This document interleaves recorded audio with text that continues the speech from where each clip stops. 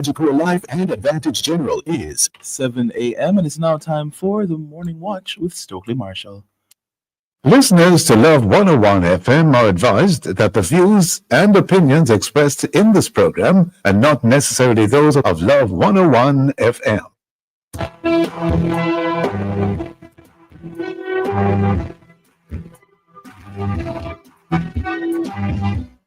Hello and welcome to the Morning Watch on Love 101 FM, the award-winning show. I'm your host, Stokeley Marshall. A special welcome to our listeners on love101.org. And if you are overseas and on the move, U.S. listeners can access us at 712-832-8001. And if you are in the UK, 0330-332-6541. Or join us via the Love 101 FM app that can be downloaded from the Google Play Store or the Apple Store. You can also join us on Love 101 FM Facebook and YouTube Live in the first watch today. Policing fashion in schools. Are the rules relevant? And in second watch, Garvey pardoned finally? For our social media question, we ask, what are your thoughts on Garvey being pardoned, albeit posthumously, of course? Share your responses in our Love 101 FM Facebook page and YouTube channel, and also on WhatsApp, 876-9973-125, using the hashtag The Morning Watch. We'll share your response later on in the program, but first, here's I quote. All right, good morning, good morning. Today's I quote says, "Time, tide, and laboring woman wait for no one." Good morning, Juka. Yeah, good morning. How are you, sir? I'm great. I'm great. How are you? I'm going to join you. I am great. Love that. The first watch. We'll be back after this break.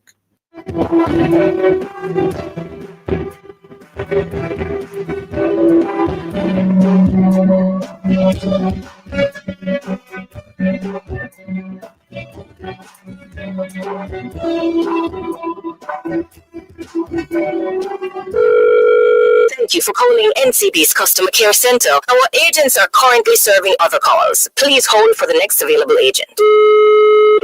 Why wait in line to get your bank account balance? Check your account easily using the NCB Interactive Voice Response. No data, no branch visits, no app required. Hear your account balance anytime, anywhere. Simple, secure, convenient, and powered by you. Dial 888-622-3477 and follow the prompts to try it today.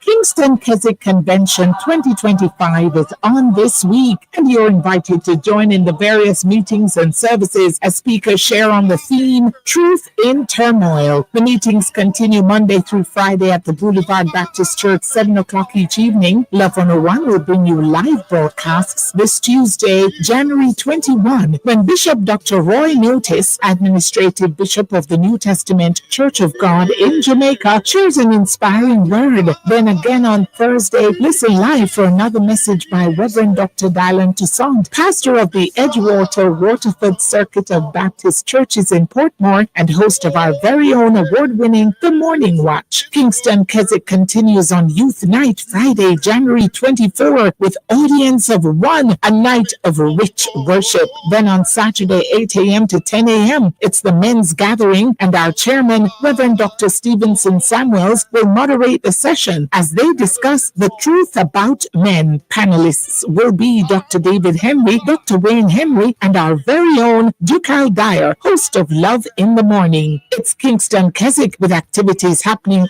all week. Nightly services begin at 7 o'clock, and we will be live on Tuesday and Thursday, 8 p.m. to 9 p.m. right here on the family station, Love 101.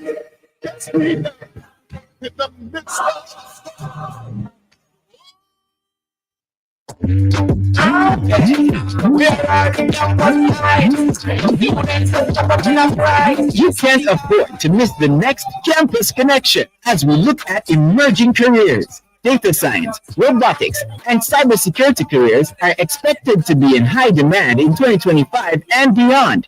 Are our youth positioned for these careers? What courses should young people pursue to ensure that they are ready for the future job market? Is school a real need for someone who is gifted? You are invited to join the discussion with Miss Shika Walsh, Communication and Marketing Manager at VTDI, Dr. Howard Harvey, Career Development Officer at Heart NSTA Leap Center, and don't miss our creative block guest, Miss Aisha Ritchie from Rich Ignition Consulting Solutions on Tuesday, January 21 at 5:30 p.m. only on the Family Station, Love 101. Campus Connection is brought to you by Heart NSTA Trust. Skill is power. That's Campus Connection, Tuesday, January 21 at 5:30 p.m. only on the Family Station. Love 101.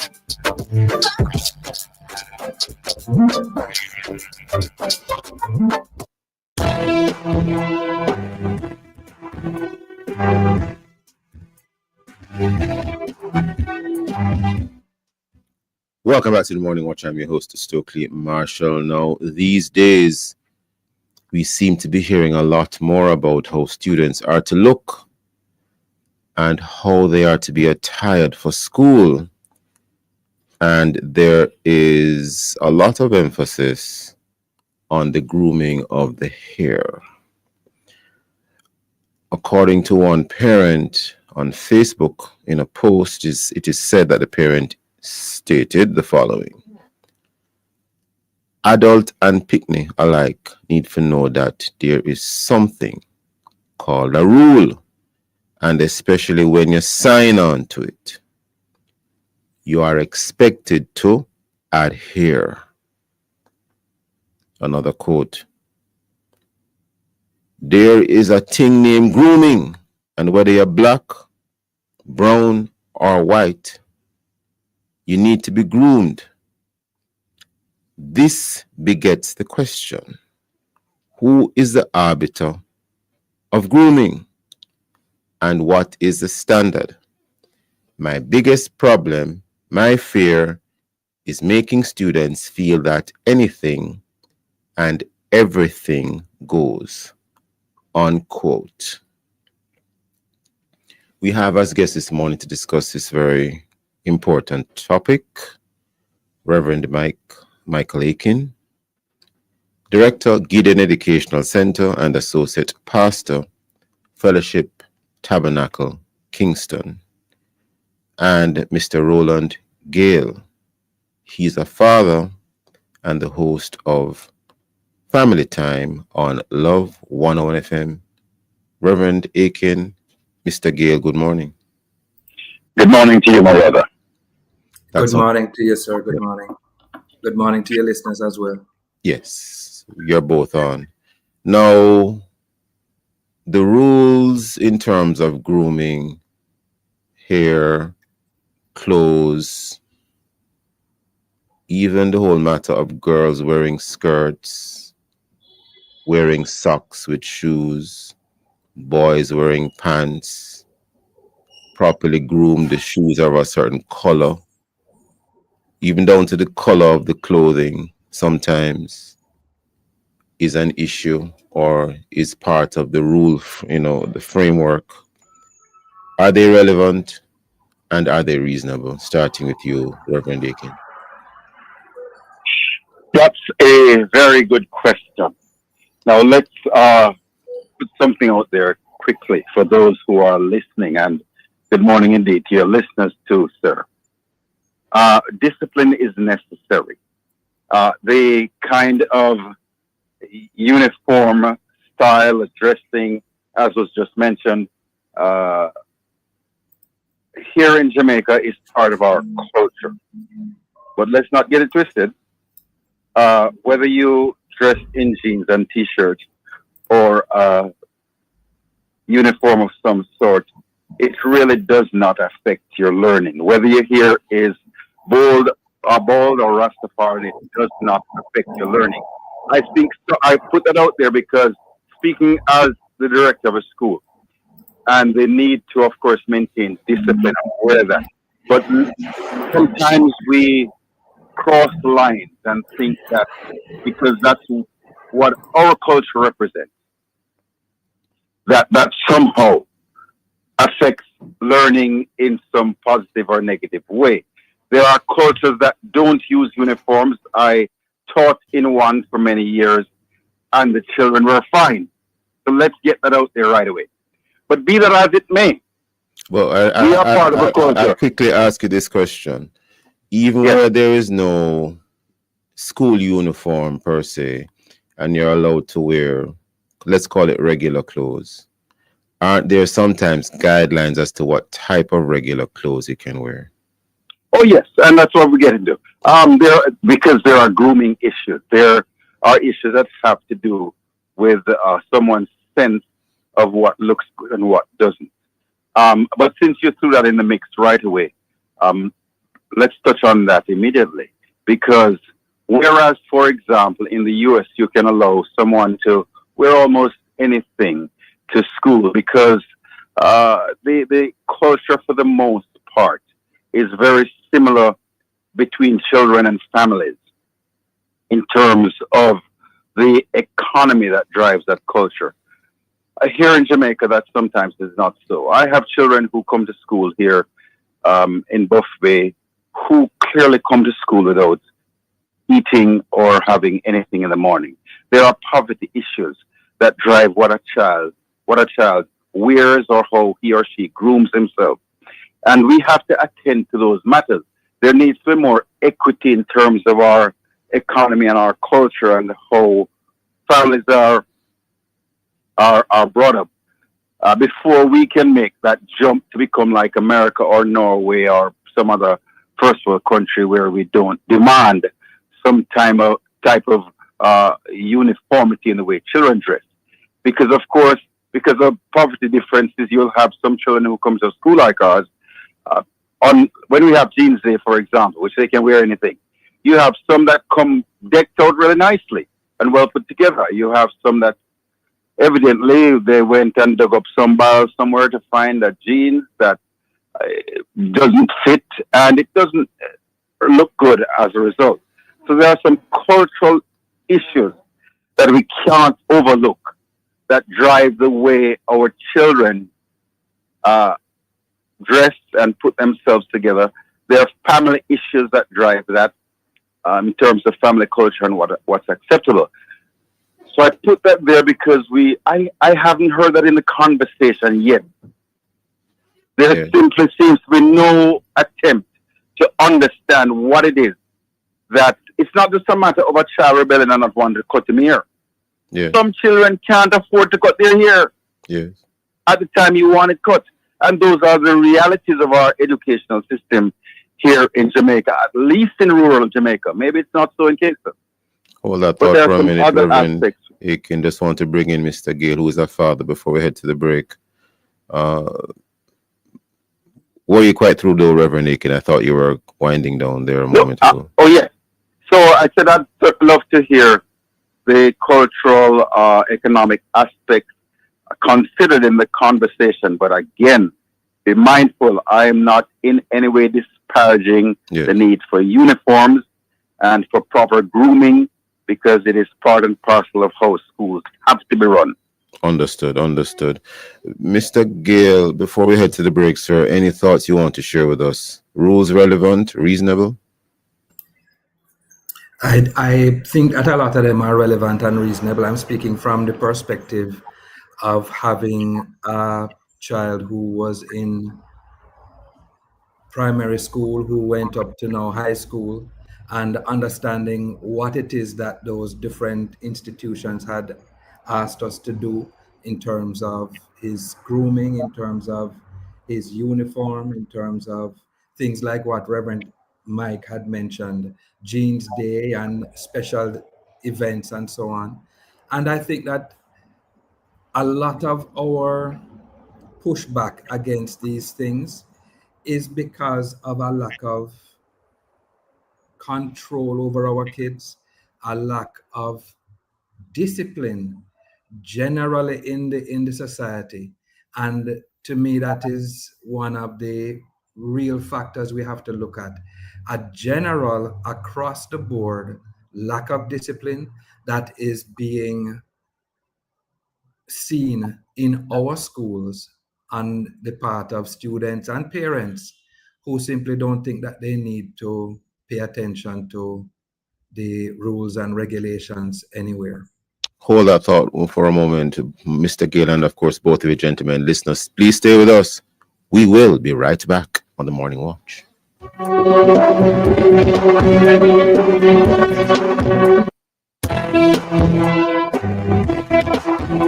Do more on the go. Discover a new and convenient way to send money abroad with GK1 app. Download GK1 from the Google Play Store or Apple App Store to send with Western Union today. The time by Grace Kennedy Remittance is 7:16.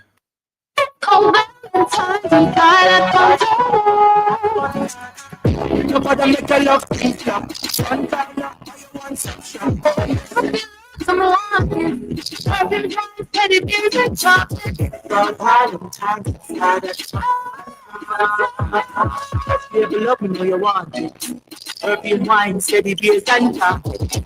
It's a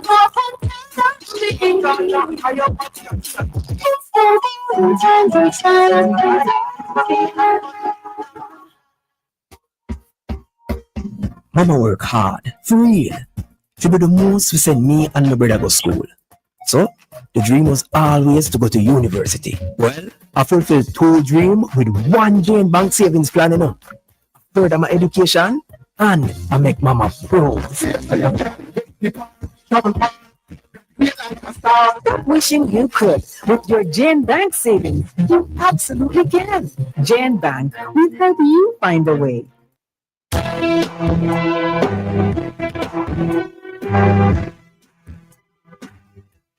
Welcome back to the Morning Watch. I'm your host, Stokeley Marshall. We are in the first watch. The topic is policing fashion in schools.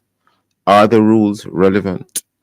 And our guests for this first watch, we have Reverend Michael Aiken, Director, Gideon Educational Center, and Associate Pastor, Fellowship Tabernacle, Kingston, and Mr. Roland Gale. He's a father and the host of Family Time on Love 101 FM.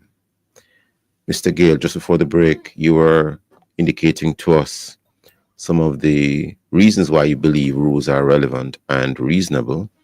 And one of the things you indicated, paraphrasing, of course, is that because of a breakdown in discipline, it appears as if you might be having more students who appear to want to not follow the rules. Do you want to develop on that some more? Sure. What I'm talking about is the fact that our society has really, in my opinion, been degenerating over time. When you think about simple things that used to happen, and when you think about the ways that we used to operate in the past, it's no longer that way now.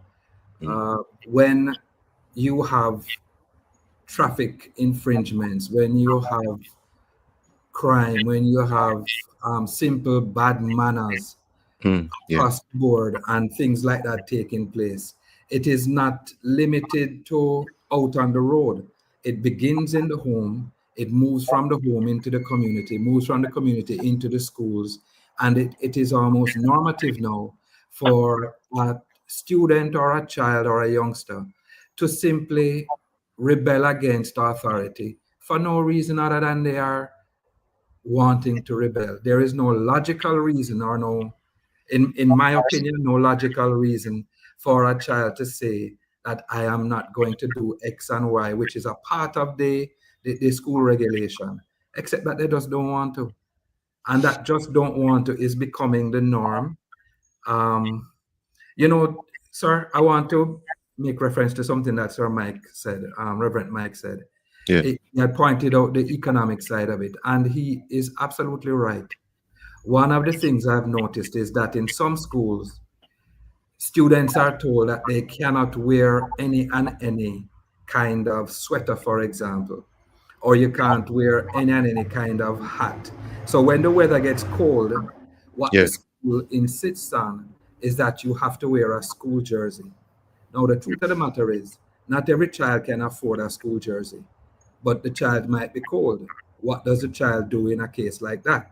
Because a Yes. school jersey is not $100. You're looking at sometimes in excess of $3,000 for a school jersey. How does a child who cannot afford lunch money acquire a school jersey for when it is cold? Things like that we have to revisit. But I'm Yes. talking about generally, aside from that, we have a situation where youngsters, people who are in our society, simply don't want to abide by rules. You know, you can. I've heard both of you gentlemen, Reverend Aiken, Mr. Gale. However, you can have those, let's call them special cases. The person might be of a particular religion and they would like to not be told that they need to wear their hair in a particular style. Maybe they are Rastafarian and they don't want to be told that their hair needs to be within some sort of a head wrapping.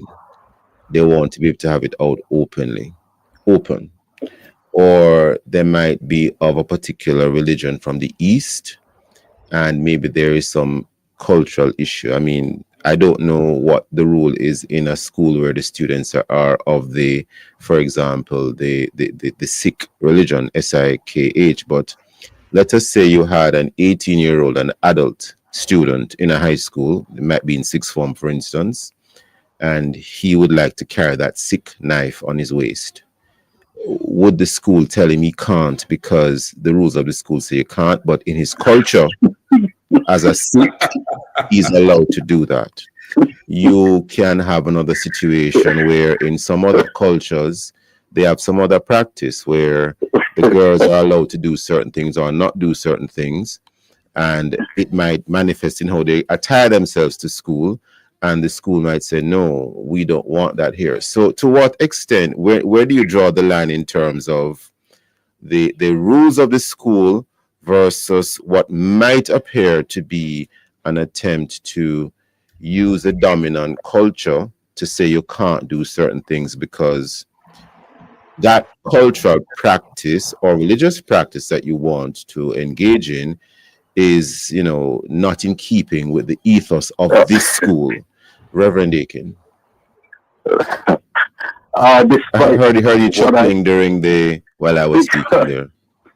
Because of course you are using an almost ridiculous analogy, but be that as it may. Which one of them? Because I use more than one. Carrying a knife to school. Well, I read a case some years ago.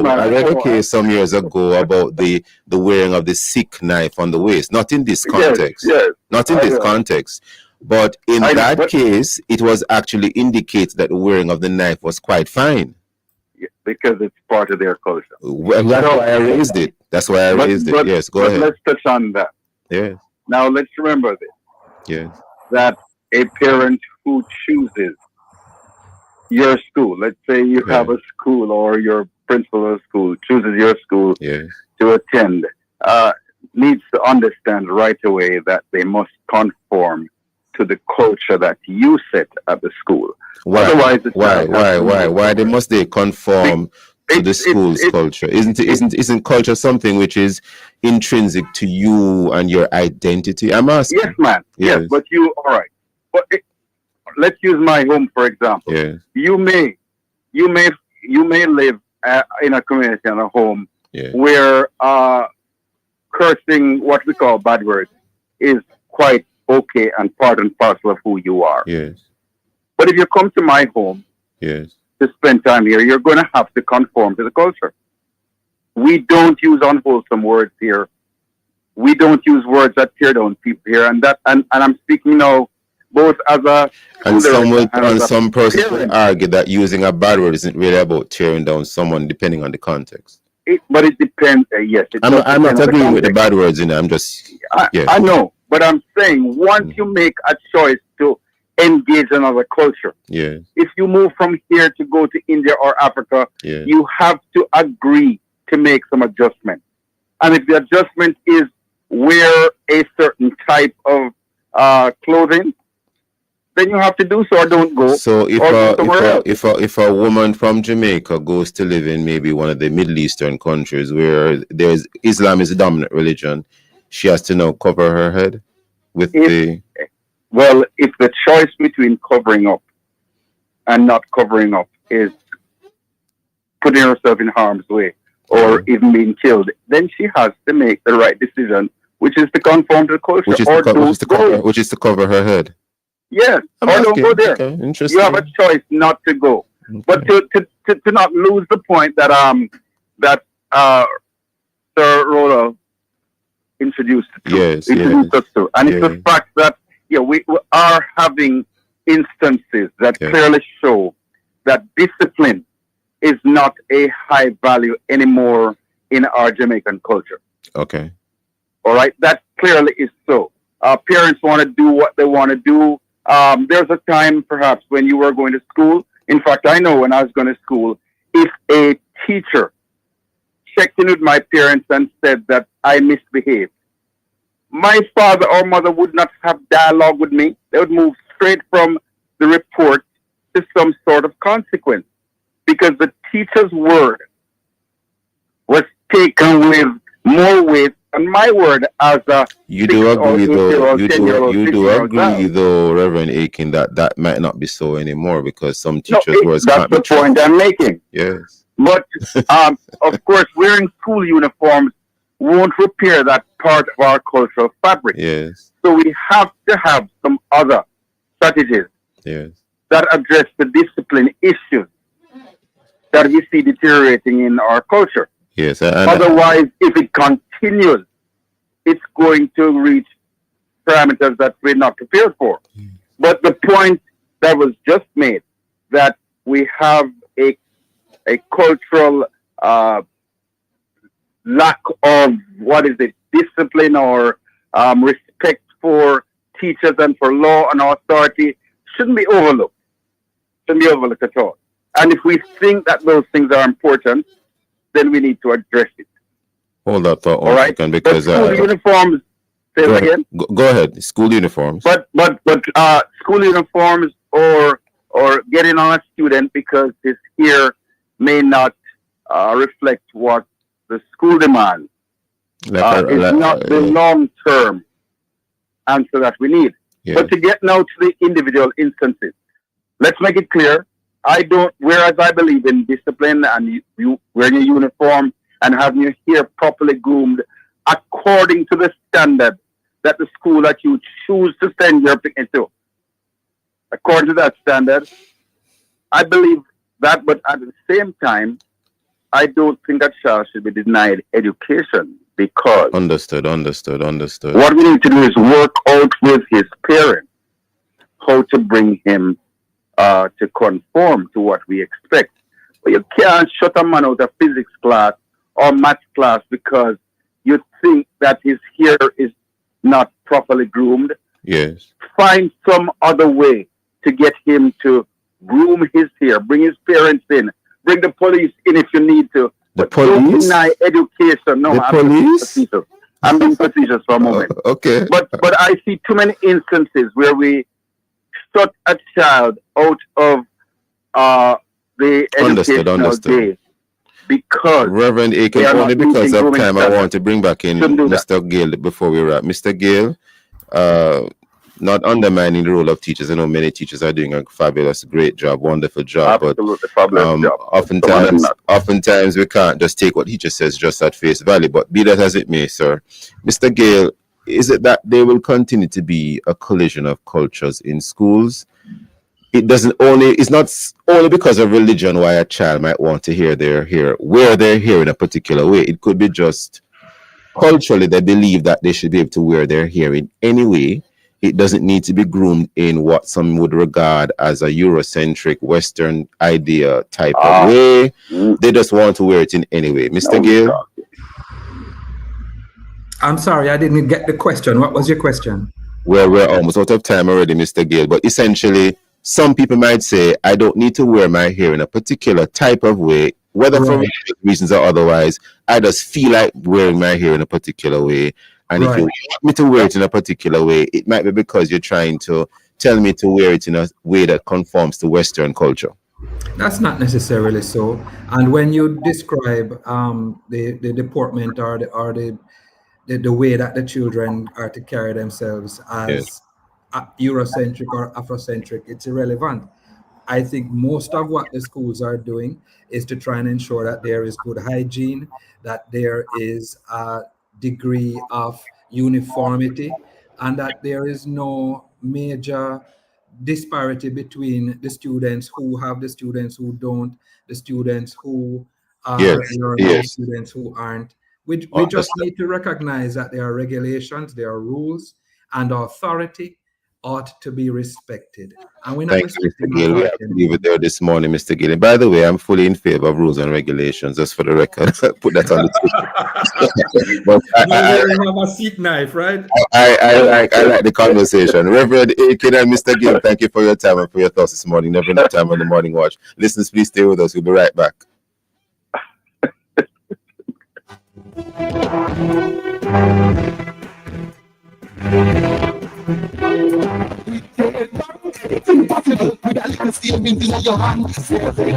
Time by Gem Bank is 7:31.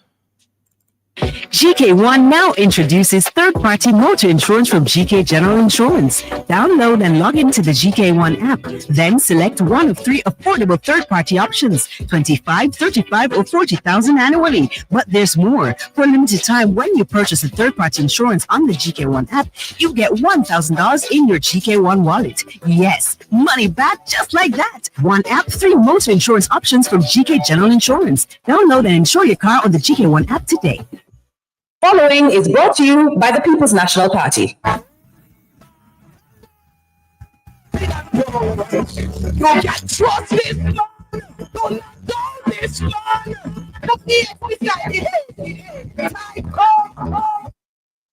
NHT advises public sector pensioners who applied for smart energy grants that the names of the second batch of selectees is now on the NHT website at nht.gov.km. Applicants may also see the list in the newspaper of Sunday, January 19. For further information, call 888-NHT.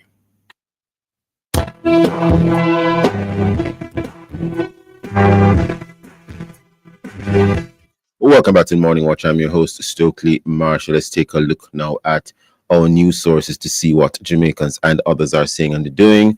And we have here in Loop Jamaican News, Trump, referring to President Donald J. Trump, rips into past U.S. leaders and makes sweeping promises.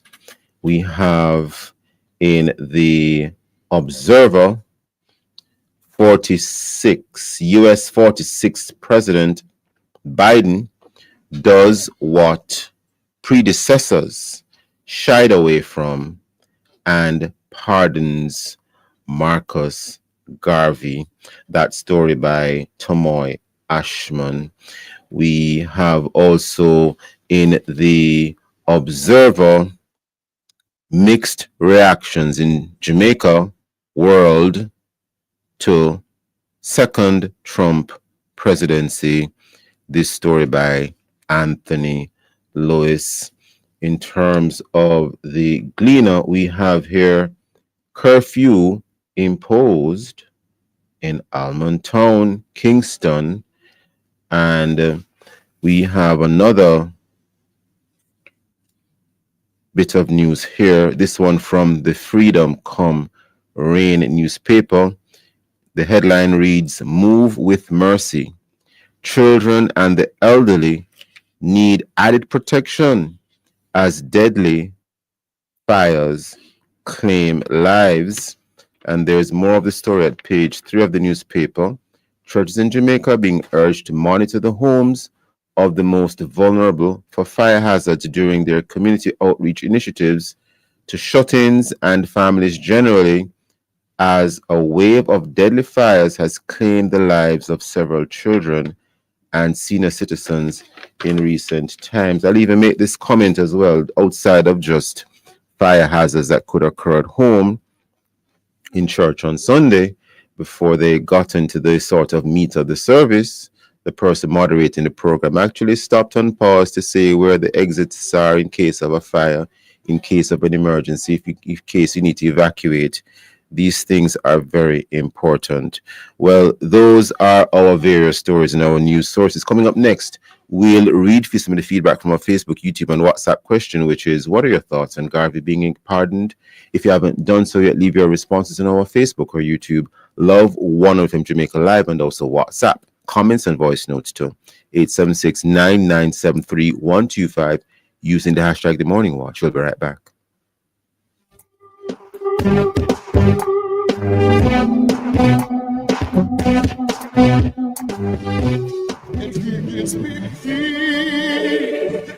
Kingston Keswick Convention 2025 is on this week, and you're invited to join in the various meetings and services as speakers share on the theme, Truth in Turmoil. The meetings continue Monday through Friday at the Boulevard Baptist Church, 7 o'clock each evening. Love 101 will bring you live broadcasts this Tuesday, January 21, when Bishop Dr. Roy Notice, Administrative Bishop of the New Testament Church of God in Jamaica, shares an inspiring word. Then again on Thursday, listen live for another message by Reverend Dr. Dylan Toussaint, pastor of the Edgewater Waterford Circuit of Baptist Churches in Portmore and host of our very own award-winning The Morning Watch. Kingston Keswick continues on Youth Night Friday, January 24, with audience of one, a night of rich worship. Then on Saturday, 8 a.m. to 10 a.m., it's the men's gathering, and our chairman, Reverend Dr. Stevenson Samuels, will moderate the session as they discuss the truth about men. Panelists will be Dr. David Henry, Dr. Wayne Henry, and our very own Ducal Dyer, host of Love in the Morning. It's Kingston Keswick with activities happening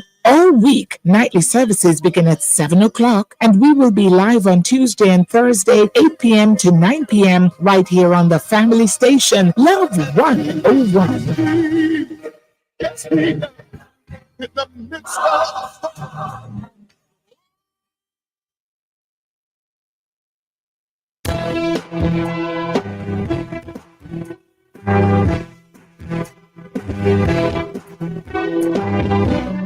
Welcome back to the Morning Watch. I'm your host, Stokeley. Marshall, let's take a look now at the social media question and the answers to it. What are your thoughts on Garvey being pardoned, Jakal? All right, so we have a Facebook comment. This one comes to us from Lily Johnson. She says, I am very pleased with the pardon. However, it does not free him of the charges against him, but is a huge step forward. I hope they don't leave it at that, though. Cherry in Spanish Town says, good morning. It's been a long time coming. This generation coming up will learn the truth and also appreciate it. So, yes. Thank you, sir. Marcus Messiah Garvey. Well, we move right into the second watch. Marcus Messiah Garvey was a Jamaican political activist. He was the founder and first President General of the Universal Negro Improvement Association, the UNIA, and African Communities League. In the 1920s, he was unfortunately convicted of mail fraud in the USA and deported to Jamaica. Despite that, he became one of Jamaica's national heroes. And after a long and persistent struggle, he has now been pardoned by the United States of America. What does this mean? We have as guests this morning to discuss this Reverend Dr. Stephen Jennings, pastor, Mona Circuit of Baptist Churches, member of the National Reparations Council of Jamaica, and adjunct lecturer at UTC. We also have Reverend Dr. Dave Goss, head Institute of Cultural Studies, UWI. Reverend Dr. Jennings, Reverend Dr. Goss, good morning. Good morning to you, sir. Good morning, Sir Dave. Reverend Goss, are you on? Reverend Dr. Goss? I think you're muted, Reverend Dr. Goss. Well, let me get into the first question quickly. One of the first things I want to raise is, why wasn't this an exoneration? And can you please explain the difference between an exoneration, which is not what was done, and a pardon, which is what was done?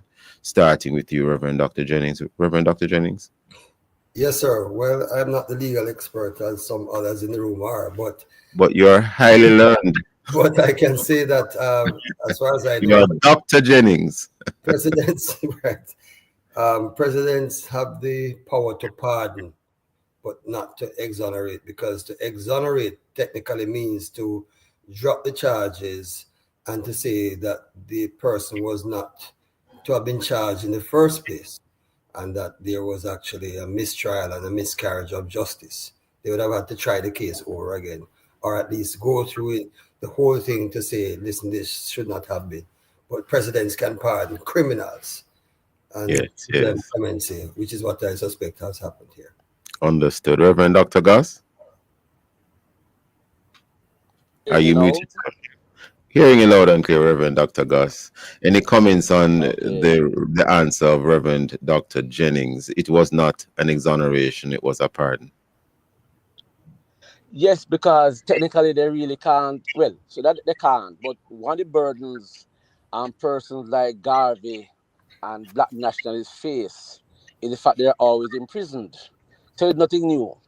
So I don't really see a complete exoneration coming, but we give thanks nevertheless that he's been pardoned, and I just think that it was just good politics from Biden in that sense, to have him pardoned, despite the fact that we know that a lot of pressure have been placed on both Biden and person before, like Obama and Clinton and others, So we give thanks for what happened, but it's a burden that I think most black nationalists have to carry, by the way, and I think we have to carry that one because it's a part of the cross that they have to bear.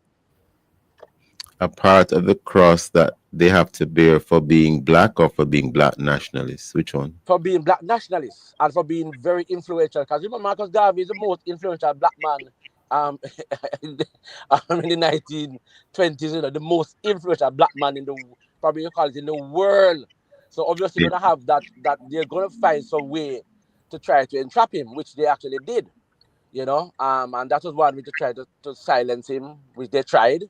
So it's, as I'm saying, there's something that if you study the lives of these powerful black leaders, all of them have been imprisoned at some point. Even Martin Luther King, for example, been imprisoned, right? And they have been actually they have been actually, what you call it, people have actually gone to record their secret activity to try to find a way to entrap them. It's part and parcel of the package of black nationalism. Spying. I gather there are quite a few persons who infiltrated his movement. Any comments on that, Reverend Dr. Goss? Persons had infiltrated his movement.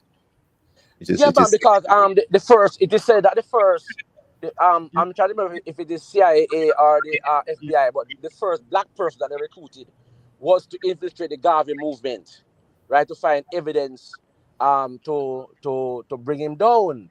Because it might have been a predecessor agency with a different name, but understand where you're going, sir. Yes. Yeah.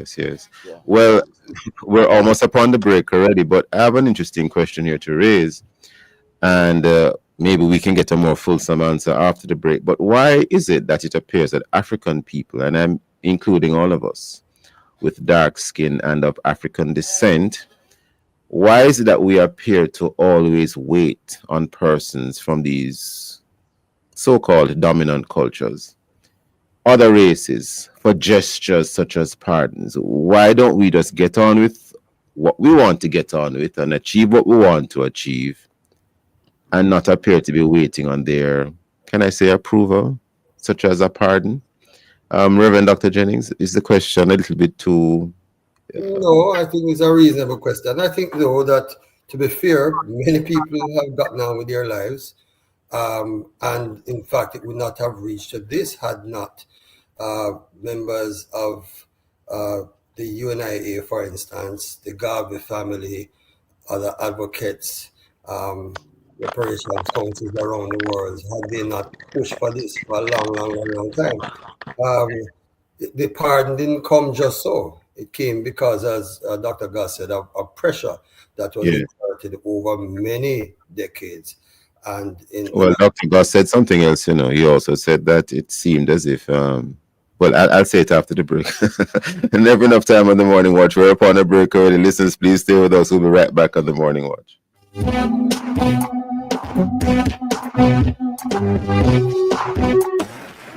Auto insurance? Advantage General puts you in the driver's seat. Apply online, purchase online, renew online, submit a claim online. Coverage in no time. Request a quote, purchase insurance, submit claims, even pay renewals with Advantage General online. From zero coverage to insured in 10 minutes. Advantage General, a member of National Group Jamaica. Conditions apply.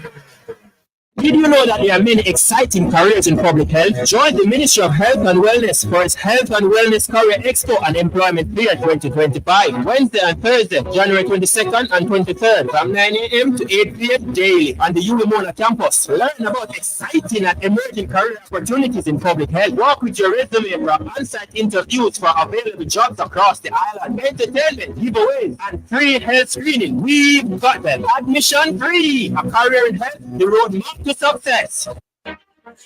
Jamaica and its workforce are advancing quickly. Life-changing opportunities are arising. You need training and support.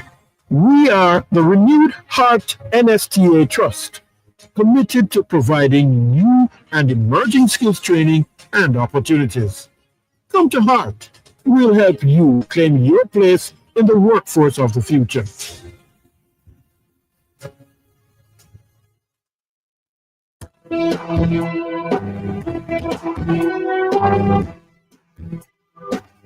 Welcome back to the Morning Watch. I'm your host, Stokeley Marshall. We are in the second watch. The topic is Garvey pardoned. Garvey pardoned finally. We have as our guest Reverend Dr. Stephen Jennings, pastor, Mona Circuit of Baptist Churches, member, National Reparations Council of Jamaica, and adjunct lecturer, UTC, and Reverend Dr. Dave Goss, head, Institute of Cultural Studies, UWI. Well, Reverend Dr. Jennings, just before the break, you had said a couple of things, and one of the things you indicated was what your colleague, Reverend Dr. Goss, had said. However, in terms of the pardon coming at this time, so to speak, however, Reverend Dr. Goss also seemed to be indicating that the pardon could have been for political reasons. Not saying that's exactly how you said it, Reverend Dr. Goss, but Dr. Jennings, your thoughts? There's political reasons. I mean, the president is a political figure. The former president is a political figure, as is the president now. And so they would think about political considerations, how it will affect their influence and their base and a lot of things. So clearly there would have been political reasons, but it doesn't mean it was not the right thing to do. Yeah. But there would have been political considerations. That is only fair to expect. And what does the pardon mean now? I mean, the pardon is there. Is it anticlimactic? Is it that it has come at a time when, okay, now it has been done, we can move on? Or what next? I mean, what does the pardon mean? Starting with the Reverend Dr. Goss. Sir. I think you're muted, sir. Reverend Dr. Jennings, in the interim. Goss is on. Oh, Dr. Goss, are you with us now? Yes, I'm not sure if I'm being heard because I'm actually driving, so I can't be actually if my mic is on or not. Am I being heard? We're hearing you, sir. Hello? Oh, yes, I'm saying that the party... We hope that you're safe, sir. Hope that someone is monitoring things for you while you... Yes, ma'am. Yeah. Yeah, I'm saying the party is significant because we get a chance now to actually go back to Marcus Garvey and his philosophy and his teaching, because I think that we have forgotten how important Garvey's philosophy and teaching, how important they are. And I think this is a Reverend Dr. Goss, I'm glad you brought that up. Pause for a moment. Give us like a 2-minute synopsis as to the relevance of Marcus Garvey, his philosophy, and his teaching, including economic empowerment, including social enrichment. Give us a 2-minute bird's eye view. Yeah. Well, it is significant because it's about, it's in the context of what we call, today we call it agency. No matter where a black man finds himself or herself, black people, we can come out of it through our own self-determination, working together. And that's what Garvey movement did. The Garvey movement inspired people. For example, reading, for example, Garvey had in his philosophy and teaching, he said like every black man needs to read like say 2 hours every day. You go to the bank and you're waiting, you find something to read. Yeah. Uplift yourself, don't Yeah. depend on people to bring you up. It Yes. is about self fulfillment in terms and community empowerment. So that's why you had this corporation, the Black Cross nurses. I mean, things that would empower the black man and black woman, the agency, the clubs and communities, even religion, for example, right? That even the Garveyite movement, certainly even that time now when they had religious services. So it was a package for the black man, the black people, the black race to uplift themselves and don't use excuses why we can't be what we need to be. So it's a powerful set of teaching that we have forgotten. So I think the pardon, should open the door for us to continue that kind Garvey's legacy and teachings. Yes, and I will declare my hand, gentlemen. My godmother was a Garveyite, and she would take me like literally everywhere with her. So I saw everything concerning Black Power movement, and it was I went everywhere with her. I was like her handbag. Yes. I was a small child. I was like her handbag, and she would take me to these meetings where they would talk about black issues and so on. Yes. So I am very steeped in my terms of my recollection, my memory. I'm very conscious, almost by osmosis, without having to even read a book. And let me make a Go point ahead. about even newspaper. Yes. I had a chance to read for a few years one of the Garvey's newspaper. Let me tell you, man, it is like it's something that I still can't forget. The level of the paper, the quality of the paper, the quality of the articles. I mean, it's like you're reading the Gleaner today. I mean, it's massive, and this is going across the world, across the black diaspora, the world. They're reading, they're even banning Garvey's paper, how powerful it is. So it's a powerful black man at that time. And I don't even think, even when we discuss Garvey, I think we tend to look at him through a particular lens.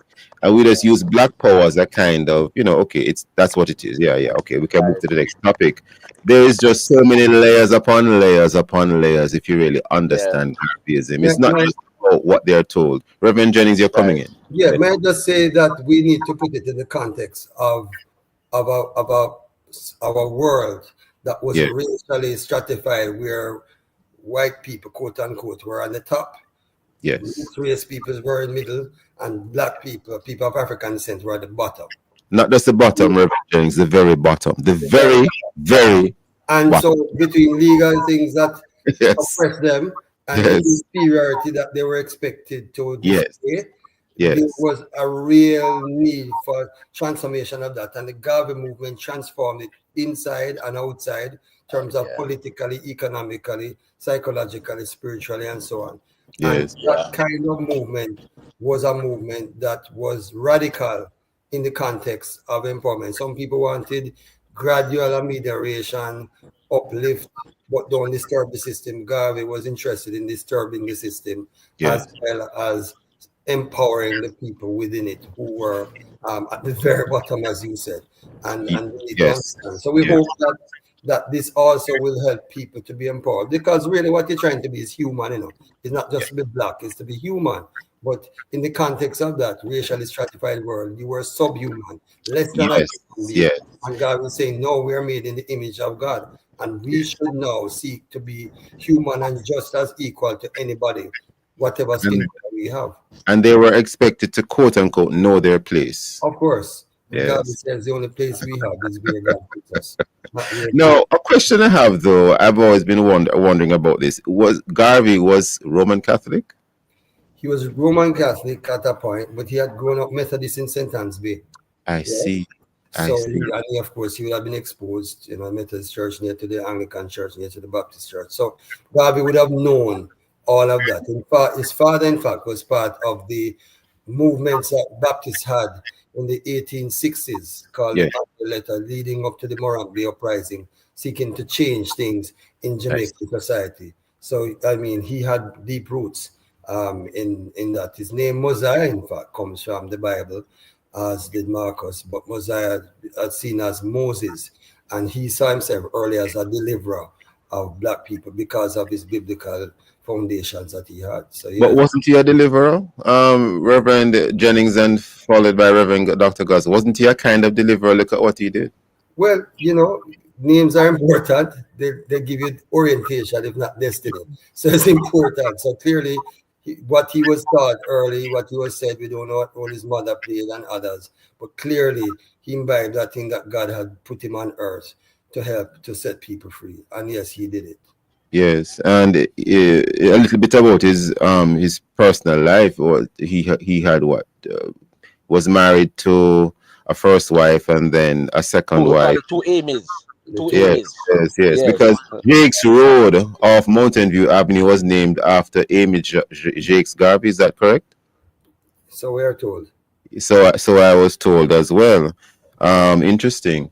And the whole matter of Marcus Garvey in terms of economic empowerment, Reverend Dr. Goss, if you want to give us a 30-second thing there, because I think oftentimes that gets lost in the wind. Reverend Dr. Goss? I think we have lost you, Reverend Dr. Goss. Oh, I'm not. I didn't hear the question. I was asking if you could give us a 30-second. If you could give us a 30-second lecture on the economic empowerment side in terms of Marcus Garvey, his legacy. Yes. And it wasn't just about the Black Star Liner, by the way. That was part of it, but not the only thing. But go ahead. Yeah, but about cooperative, black people cooperating, Yes. into cooperatives, Yes. right, and using limited power, because we are powerful people putting all these things together, and I think he was a model of that. And the Black Star Line was the mega part of this cooperative that are done by individuals, So he taught a complete package of empowerment, economic, social, political, empowerment of black people, and using what we have, to make something out of it. I would say little but much, little but with talawa. Yes, indeed. Well, what next? And in terms of the relevance of this to the Christian church, Bob Marley was, a Methodist background, Roman Catholic background. Is Garveyism even relevant to the church? Some might say no, some might say yes, some might say the legacy doesn't matter to the church. Reverend Dr. Jennings, followed by Reverend Dr. Goss before we wrap. Reverend Dr. Jennings. It's relevant. The fact that we're having this discussion means that it is relevant. If for no other reason that many people don't even know much, except that he's a Jamaican national hero. Yeah. Why did he become a hero? He was an ordinary human being, flawed like the rest of us, made mistakes, but he was a man with a mission, a man who understood that his life was given to him by God and counted for something, and that he needed to use that life to bless others to the glory of God. He said, for instance, that he served the God of Abraham, Isaac, and Jacob, but that he saw God through a different lens than most white people of his day saw. And he was a man who, for him, therefore, he felt he was on a God-given mission to help to empower his own race. Up your mighty race, you can accomplish what you will.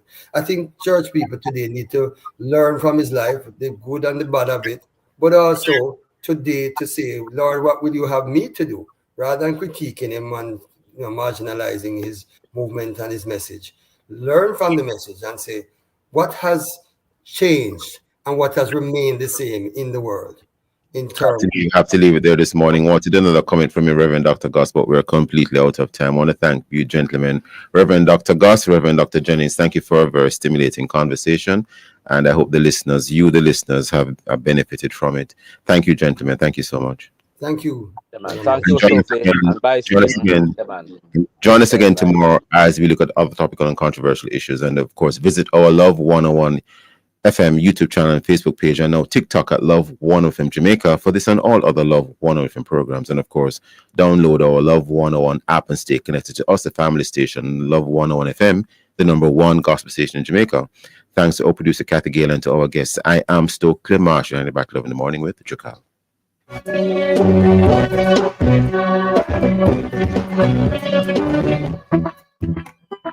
The Ministry of Health and Wellness works to ensure the provision of quality health services and promotes healthy lifestyles and environmental practices for all Jamaicans. The time by the Ministry of Health and Wellness is 8 a.m. and you're now invited